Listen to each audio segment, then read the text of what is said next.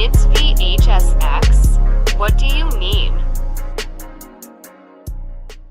Alright everybody, welcome back to a brand new video. Today we're doing a match review that we haven't done one of these in a long time, but we actually got a gameplay submitted from DJ Alex 1111, who is a part of the Discord.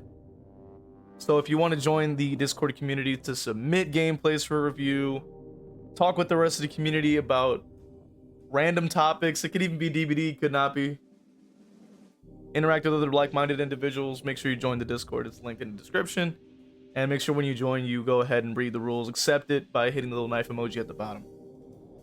But so we're going to go ahead and take a look, kind of see where there could be some improvements, because it seems like they were able to at least achieve it, but there were some ways that they could improve.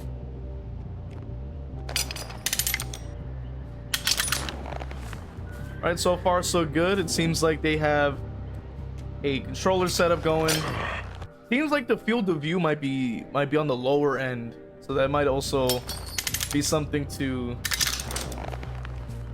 adjust in the future. Surprisingly no add-ons. Now with a character like Trapper, which DJ here had actually mentioned that they don't use any add-ons when they play a killer. But if you were to use add-ons, especially with a killer like this, I would always recommend just using the strongest ones you can get your hands on with this character. That's just applicable to a lot of the lower tier characters, especially because you want to be able to gain as much of an advantage as you can, especially when you are playing a very low tier killer.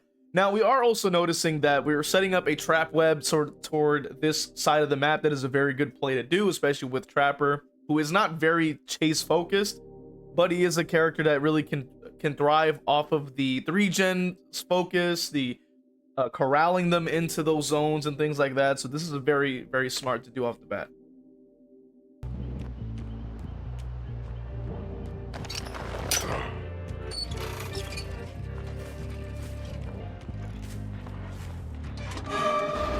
So it seems like there's at least 2 of them around here. It's a good hit. Playing it smart here. They decided to stay close, which is kind of confusing, but we'll take it.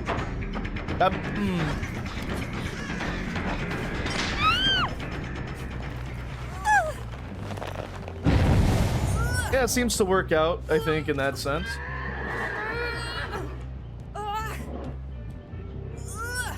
So a pretty good decision here to like put them into where the traps mostly are within this zone. Pretty smart to do that. Also trapping up the TNL is a smart move to do as well. Gotta get credit for that. Nice. Focusing on the survivor is most important, especially in this situation. You don't want to spend all game kicking, so that's smart. Brutal strength giving a lot of value there. And being able to cut off the angle, very smart there.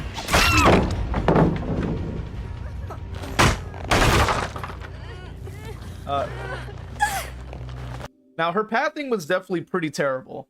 But I would say that from the Trapper's perspective, good pathing for Trapper, being able to cut off the angle. I know a lot of people that start out usually make the mistake of just kind of following survivors in a straight line. But in a lot of ways, you should be trying to cut off the angle and try to corral them into areas you want them to go. So in this instance, of course, you actually see them cutting off the angle so that when it wouldn't, like, whichever direction that the Feng Min is trying to go, they have no choice but to get the down, because they have to cut in to where the Trapper is actually standing at to even be able to reach a resource. That's a smart move that, believe it or not, a lot of people don't even pay attention to.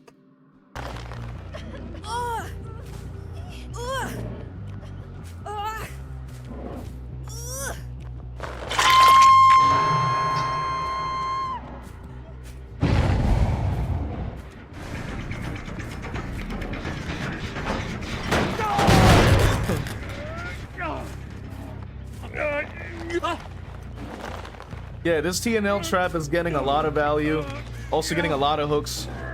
as well, leaving the Nia to have to make a pretty good move here. Now, so far, I can't say that there really is much for me to sort of to offer here in this sense, because it's being played well. The survivors are making a lot of mistakes that you can capitalize on, and the trap placement's good enough to where they are just kind of flying into them. So pretty good so far.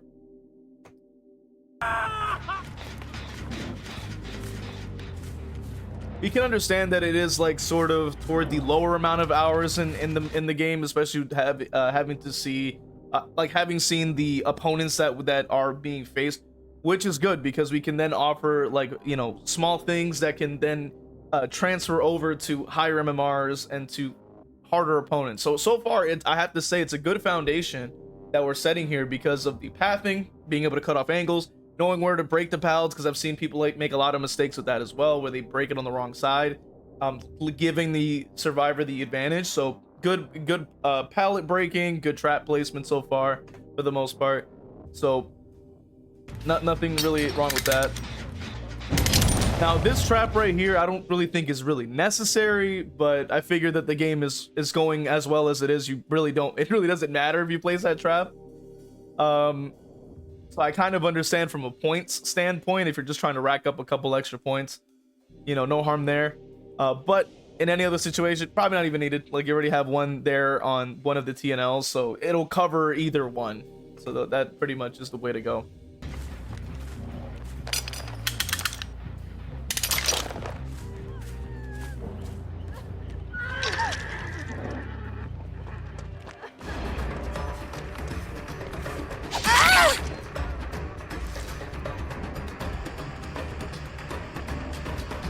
Okay, so it seems like they're getting a little bit confused on terms of where they're kind of going, which, you know, you'll pick that up with time, of course, and then obviously with the trap placement here, it's good enough. I would say that which, as we can imagine, like, these survivors are not exactly like the most experienced, which works out for you, especially when you have an adept to try to complete. So it definitely would be a lot harder. But thankfully, the trap placement was concealed well enough where even these people can't really see them, because the grass is definitely helping out a lot here. So that's a very smart move, I have to say.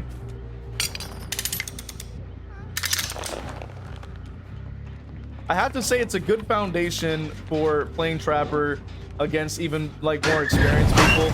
Now the only thing I have to say is I would say, why are we checking the locker here? Because keep in mind that there are 3 survivors injured. So if she was actually in the locker, you would have heard a grunt of pain, a cry, some kind of whisper, a breath. You would have heard something. But when we're here, there's no sound. So there would be no reason to check the locker here, because there was no audio cue. The gen was still regressing, so there was really no reason to check that locker. So that, I would say, you gotta maybe crank up the audio a little bit more so you can actually hear it, because there was no one in the locker here at all. There was no sound and everyone's injured. So now they're healing in the open, which of course is gonna get them down.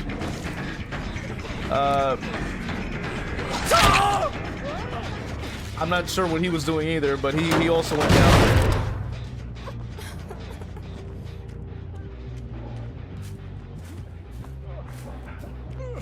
It seems pretty open and shut, I think, with this sort of match. I think it was pretty much going to be a win here, because I know a lot of the lesser like experienced survivors are going to struggle a lot against trappers. It's a lot of grass, you know.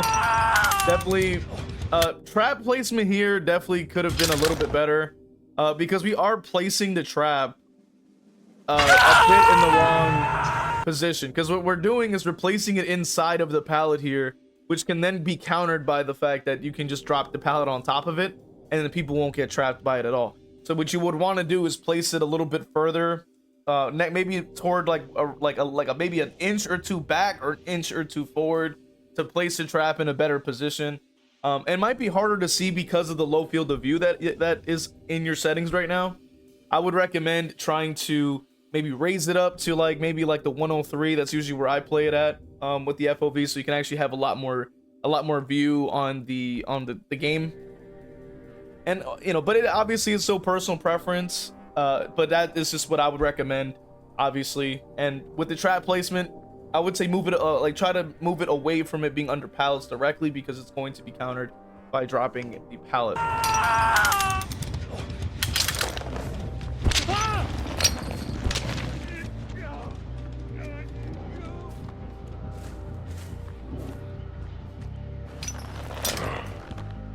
So far, pretty good pressure. You have pretty much everybody on death hook. This is a decent placement, I would say, for the trap.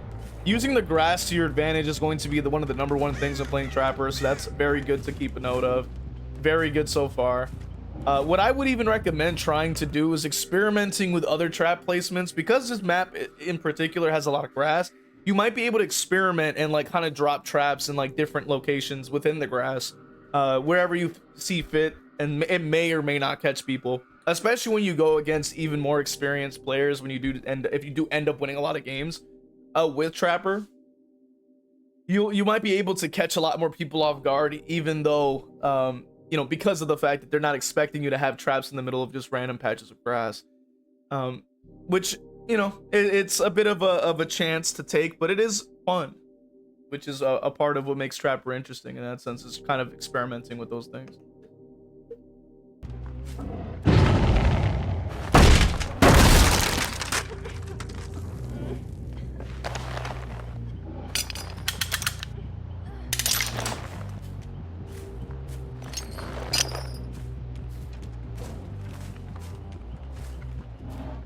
I would say, yeah, pretty good so far.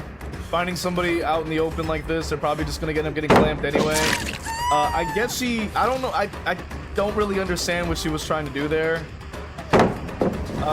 This pallet did not need to be broken, by the way. I want to point this out. This is actually a very, very easy pallet to play, because if you look at this particular tile, like these two sides of the rubble or whatever this is are so tiny that you can just easily just 50-50 this. You don't actually have to break this, and you would actually save more time by not breaking this at all and walking around it, especially because you actually have a trap by this window. So if she decided to even go in that direction, she gets clamped, and you have one trap in your inventory. So she ran to that T&L over there, or the jungle gym, or whatever that was.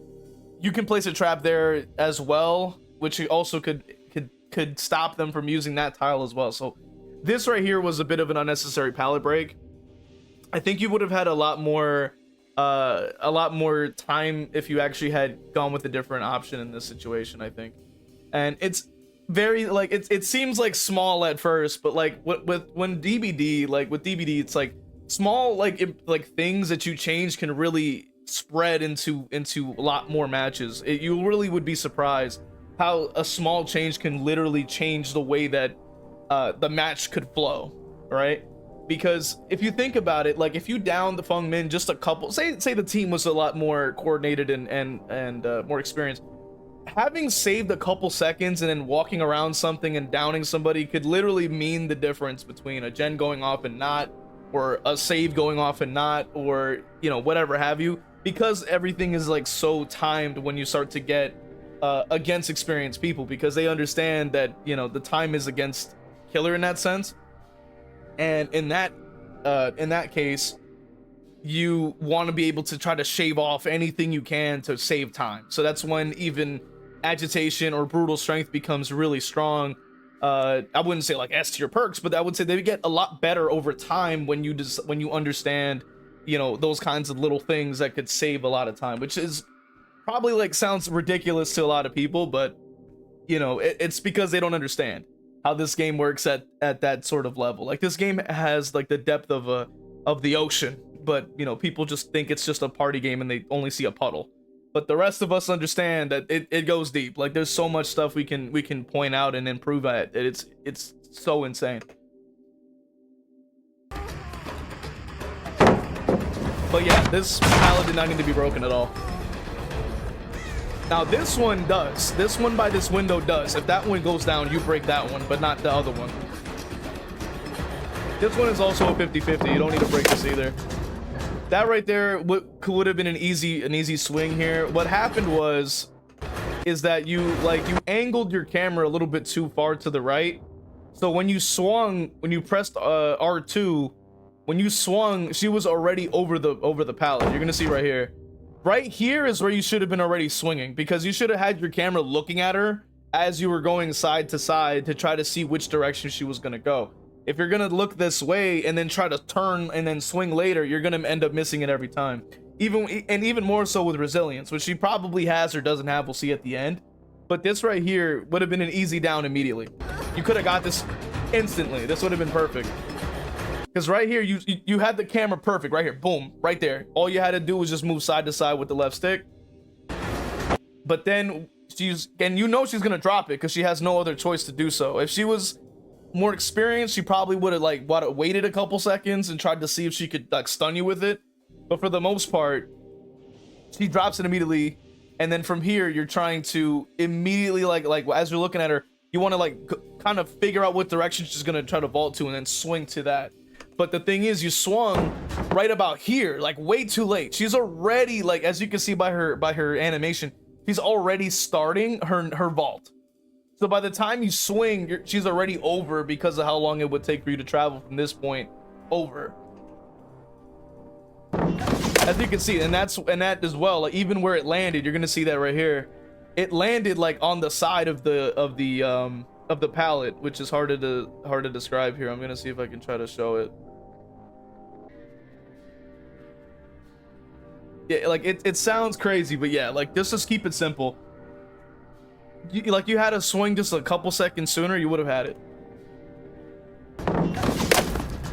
Because this would have been an easy down right here. Like this should have been automatic, just down, she's cooked. But like, you know, but you had swung a little bit too late there. So here you already have a trap. Obviously, it's not the most accurate trap placement, but it works out in that sense. Because she had ran back to drop it, which is a mistake on her end that works out for you, which is fine. You can work with that.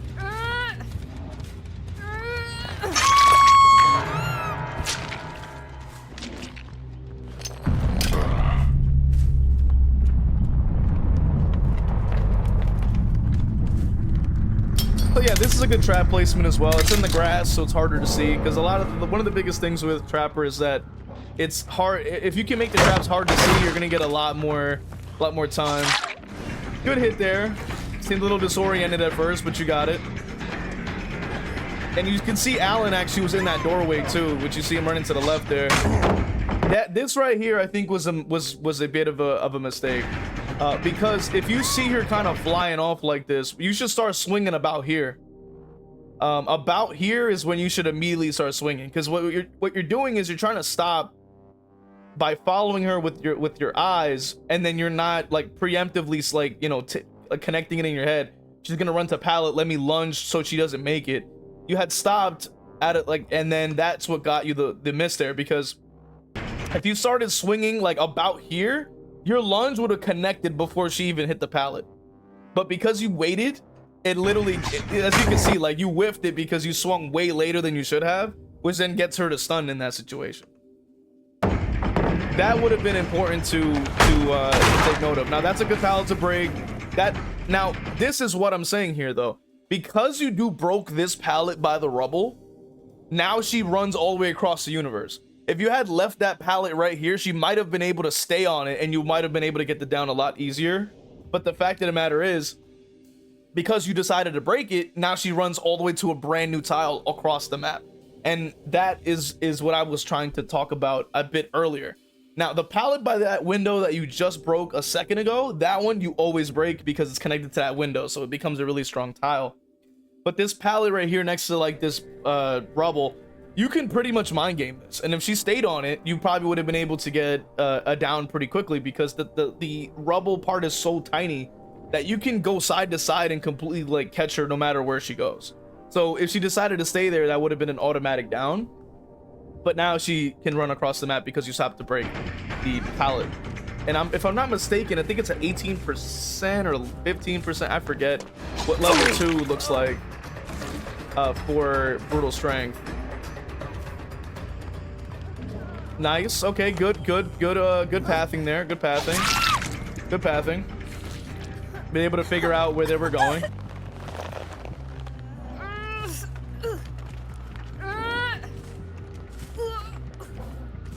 So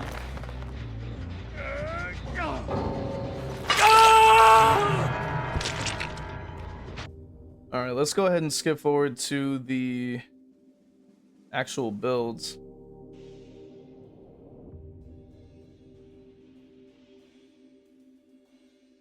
See what they brought. Okay. All right. So I want to quickly touch on a couple things toward the end here. Number one, obviously, is this is something I want to point out for a lot of people that talk about, oh, I'm going against P100s. And as you can see, like by the gameplay provided, like these survivors are not the most experienced, and this one young man is P100. So just to use this as an example for those people, not really having to do with the gameplay itself, but just for those people that are afraid to go against a P100, or they're like, oh, I keep finding P100s. As you can see, like, it really is irrelevant to their actual skill level, because this P100 here got washed. The second thing that I want to point out is the fact that, like, the Fung Min did not, neither one of them had resilience, but they still made the vault. And that's what I was trying to point out earlier. Like, timing will be everything in this game. And even with, like, some of those 50-50s, like, it would have been good to keep some of those pallets down so you're actually able to get, like, a chance to actually utilize a 50-50, because it could save you a lot of chase time depending on the map, of course. Now, obviously, they also both had lives, so assuming that they don't have it or they just used it, a 50-50 could make the difference. Now, there's also the other thing where it's like you just break all of it because of live, but yeah, that's, you know, it's a case by case. If you see a lot of live, then you're like, all right, I gotta get rid of those. But if you don't, or they already used it, then you don't really have to worry about it too much. But yeah, the builds seem pretty okay, I guess. Nothing too crazy. And overall, I would say pretty good work. I would just take notes on a couple of those things that I pointed out in the video, but otherwise, I would say pretty decent job. A pretty good foundation for applying to other killers as well, in terms of pathing and in terms of the like, some of the awareness was pretty decent. So I was like, over time, you're going to be able to pick up on a lot more things a lot quicker.